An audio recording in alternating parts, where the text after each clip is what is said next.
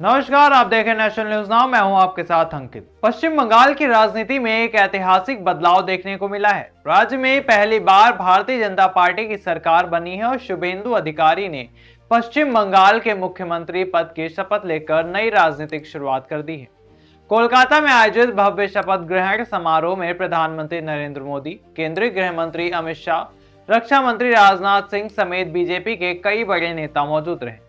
शुभेंदु अधिकारी ने बांग्ला भाषा में मुख्यमंत्री पद की शपथ ली। उनके साथ दिलीप घोष, अग्निमित्रा पॉल, अशोक कीर्तनिया, खुदीराम टुडू और निशीथ प्रमाणिक ने भी मंत्री पद की शपथ ग्रहण की। समारोह के दौरान बीजेपी कार्यकर्ताओं और समर्थकों में भारी उत्साह देखने को मिला। शपथ ग्रहण से पहले शुभेंदु अधिकारी ने सोशल मीडिया प्लेटफॉर्म एक्स पर एक भावुक पोस्ट साझा करते हुए इसे पश्चिम बंगाल के लिए ऐतिहासिक सुबह बताया। उन्होंने लिखा कि सिटी ऑफ जॉय कोलकाता में प्रधानमंत्री नरेंद्र मोदी का स्वागत करना गर्व और खुशी की बात है। आजादी के बाद पहली बार बंगाल में बीजेपी सरकार का गठन संस्थापक पुरखों के सपनों को साकार करने जैसा है।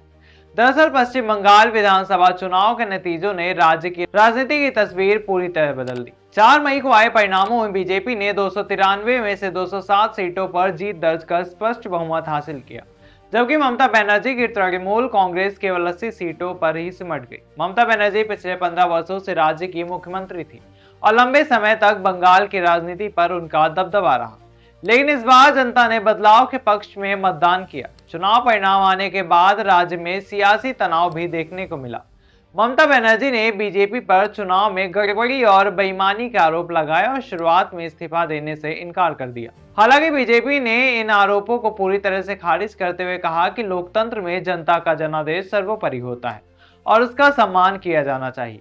इसके बाद राजनीतिक घटनाक्रम तेजी से बदला और 7 मई को राज्यपाल RN रवि ने विधानसभा भंग कर आदेश जारी कर दिया। राज्यपाल के इस फैसले के बाद नई सरकार के गठन का रास्ता पूरी तरह साफ हो गया। शुक्रवार को अमित शाह की मौजूदगी में हुई बीजेपी विधायक दल की बैठक में शुभेंदु अधिकारी को सर्वसम्मानित से विधायक दल का नेता चुना गया।